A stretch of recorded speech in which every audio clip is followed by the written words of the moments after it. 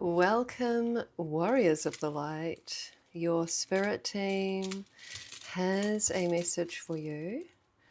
Now, we do have cards. We do have a couple of things already from yesterday's reading. They weren't quite ready to be revealed yesterday, so they wanted to come through today. Actually, just realizing that I need something here to pop this beautiful runes on. Okay.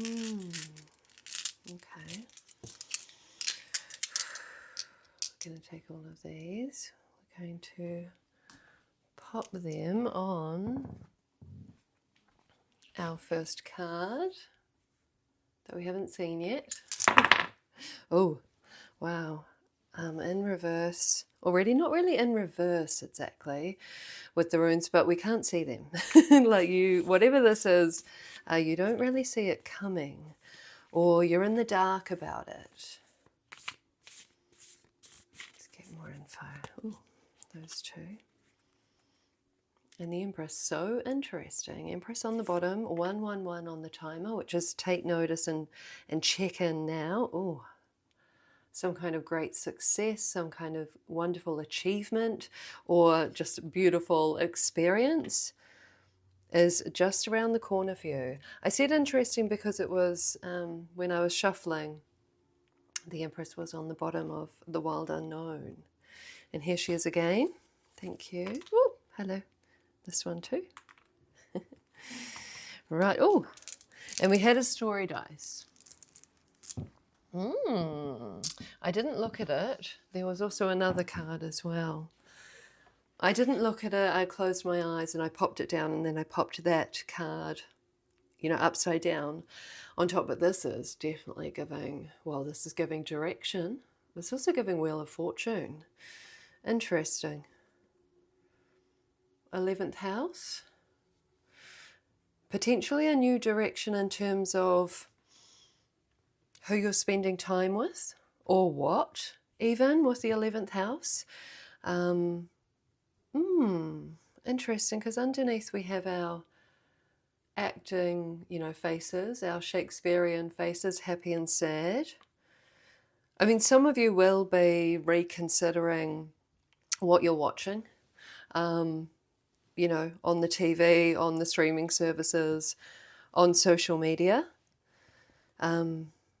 Realizing that there's, these effects that what you're seeing, what you're imbibing, media-wise, is having an effect on you. Some of you are going to choose to change tack. Maybe you're going to choose to read more instead of scrolling. Perhaps, there's something here about changing tack in terms of how you spend your time, definitely with what you're watching or consuming, but also potentially with what you're doing. There may be a change in hobbies, because, obviously this is acting. You may want to, not everyone will suit this, but you may want to choose, a new creative hobby where you'll meet new wonderful people with the 11th house here. Wonderful. That's good news for me. I've been wanting to take one of these pottery night classes for some time, but they're always sold out. And then I just saw that there's a life drawing night class that still has a few spots left for the next term. So I'm like, it wasn't like my original choice, but that could be nice. It could be nice. Could, start spinning that wheel of fate to open myself up to new people, new experiences. So this is what's kind of coming through. 9th house here next to our planet Earth on this Empress card. 9th house is travel. It's spirituality, it's learning. You're definitely feeling the urge. Like, look at this portal energy. We're in the portal of eclipse season at the moment. Very powerful. There is definitely an energy of shooting for the stars, for one, with this eclipse portal. But there's also an energy of directing focus and maybe being a little bit more discerning about where we are directing our focus. I was looking at, you know, the pattern of aspects of this lunar eclipse and solar eclipse, and they look like a bow that's been like strung back, ready to shoot, ready to strike. There's this discernment coming through. I wonder, is it Virgo that the solar eclipse is in? There's that being more particular, being more structured, being more clear about, you know, the influences in your life, in your world, and choosing wisely what you'd like to do and what you'd like to, you know, imbibe, as in, you know, whether it's, you know, experience-wise, you get what I mean. We're imbibing, we're consuming like information and energies all the time, whether we're watching a TV show or whether we're walking down the street or where we live, or 555 on the timer. Energy of change, but it's an energy of redirecting focus and expanding your horizons. Many of you will want to start learning something new, will want to travel somewhere new, will want to live somewhere new. There's this urge to change. There's an urge to redirect in some way. Now, we want to get this card that didn't want to be shown last time. Ooh, hello. The sheep and blackberry devotion.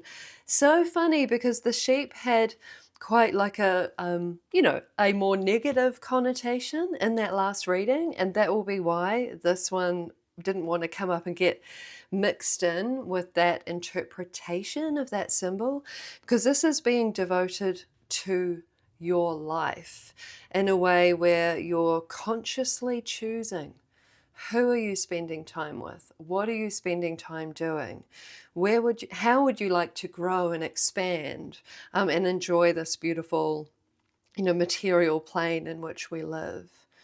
Very beautiful. There's a very beautiful colors. It's very much about self-nurturing, devotion to yourself, devotion to your life path, your life purpose. This is sensory. It's, yeah, it's very like Virgo energy, being very discerning. Let's see what this one is. Oh, 10th house. 10th house is your career. It's your, you know, it's your public facing image. I'm getting it more like how you're seeing yourself in the mirror with Empress here. This is like you're looking at aspects of your life and you're like, you know what? I'm spending too much time doom scrolling. I want to see something different when I look in the mirror, basically. At the moment, I'm looking at myself and I'm seeing that I'm spending all this time doom scrolling, and I want to see something different. I want to see something new that is more aligned with my values now. You know, how I want to see myself and how I want to be seen. Oh, yes, Tiwas. Here's our arrow. I thought there was an arrow that came up in the last reading, but it wasn't quite. It didn't turn out to be an arrow, but here it is. This is all about redirecting your focus towards the new. You know, we've got the planet here with the 9th house. This is new and expansive. This is trying something new. This is changing your routine, changing your, daily pattern. There's something here about change and redirecting focus for sure. M, movement. It's not M for movement, it's Ewas. But I generally read Ewas as movement. I get quite a... it's all because there's a horse on these cards. Breakthrough over here. There's a horse, which reminds me, of course, of the Chariot. But Ewas is also about people. It's teamwork. It's community. There's definitely a refining energy. Ooh, a fated refining. A fated chapter of refinement here. Perthrow. We have the key, which reminds me of the Hierophant. The Hierophant is interesting because the Hierophant is about structure. And we've got this two-headed snake here. Like the moment has come to change the structure of your life, the patterns of your life, the rituals, the what you do after work, the where you work, the how you go about your work. Shift in direction. Shift in focus is more clear, leading to joy. Wunjo, joy, prosperity, belonging. Woo, hello.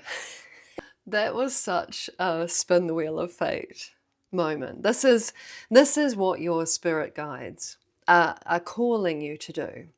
Like, it's like the way to joy is clear. Spin the wheel of fate and try something new. Change your daily routines, your daily patterns. Be more discerning about how you think about something, like how you go about doing something. There's this fated redirection, refocus that will expand your world. We're definitely in portal energy. This is the 1111 card. Like, the time is now to take this leap, to spin the dial, to spin the wheel of fate in your favor. By the way, Wunjo, this is in your favor. This is a fated moment of redirection. Really, really like this. The cartographer. A crossroads exploration. The cartographer is the map maker and or the map reader, as someone is navigating, traveling the world. This is the energy here, and this is very Virgo energy. This is dedication. This is devotion to your path of joy, prosperity, and belonging. You're being called to spin that wheel of fate, the wheel of fortune, and start crafting, you know, this devotion, this Virgo energy. Start crafting a new pathway forward, limiting what you have felt hasn't brought you joy, prosperity, and belonging, and leaning into the possibility of brand new things, keyhole there, brand new, you know, activities, brand new ways of starting the day, brand new, you know, country or city, that bring in this sense of expansion here. We've got the 9th, 10th, and 11th house. You know, this is expansion, exploration, an energy of being willing to spin the wheel of fate and go with. There's also an energy of like the magic that will bubble up. I'm feeling it tingles in my arms, that will come from that energy of spinning the wheel of fate. Like, it will reinvigorate you. We'll see what these two are, and then we'll close out this reading. Ooh. Interesting. Because I would not normally read the King of Pentacles this way at all. We love the King of Pentacles. However, there is this, look at how this wolf is looking at us. This spirit guide is staring straight at us. Look at that. Your spirit guide is like, you've gotten too comfortable with the status quo. Yes, it's good. Yes, it's comfortable, but it's time to spin the dial, roll the dice, spin the wheel of fate. It's like there's an energy of 4 of Pentacles in here. There's nothing wrong with the 4 of Pentacles. Definitely nothing wrong with the King of Pentacles. This is an urge, and it's reminding me of what was on the bottom of this deck. And it's so interesting because it just split exactly where it split before I started your reading. It's the siren, it's the calling. It's this luring energy. Underneath on the split was the fault line. And this is lining up with yesterday's reading, with this energy of taking a chance, broadening your horizons, and allowing a structural element, King of Pentacles, of your life to be shaken up in some way. Like, trust the calling. This is a soul's calling. This is definitely a calling by your very powerful spirit team. Like, for sure. I just feel this energy of like, look, jump through the hoop, spin the wheel of fate, follow the calling in your soul. Look at it, how they're all like, do, do, do, do, do. It's like you're feeling drawn, you're feeling compelled to do this. And with Wunjo here, the energy is that this, and that magic feeling, not only is it enlivening the energy of joy, prosperity, and belonging in your life, it's cracking open a certain energy of stagnancy so that the magic, the siren hit, the magic can start to play and start to, with that wild wind that came in yesterday, it's still like popping up today, allowing these like turn of events to occur by, you know, cracking open like the structure of your life in some way. Oh, and Four of Cups. Well, the Four of Cups was here to link in with what I got intuitively with that King of Pentacles and the Four of Pentacles. The Four of Cups, Four of Pentacles, very much being stuck and, you know, lacking, like what just came through, lacking a sense of that playful magic of being alive, because the structures have piled up, the routines, the rituals, the responsibilities, the shoulds and the have-tos have all piled up, and it has limited the energy of the magical moments. It's limited the ability for those wild winds, those unexpected scenarios to take place. And that's why the calling by the siren is to crack things open, shake things up, do something different, and allow magic, fate, the energy of destiny to flow on through and start playing and being involved in the mapping out of your life. I'm going to leave this here. Thank you for being here. If you resonate with my readings, please like and subscribe, and I will see you next time.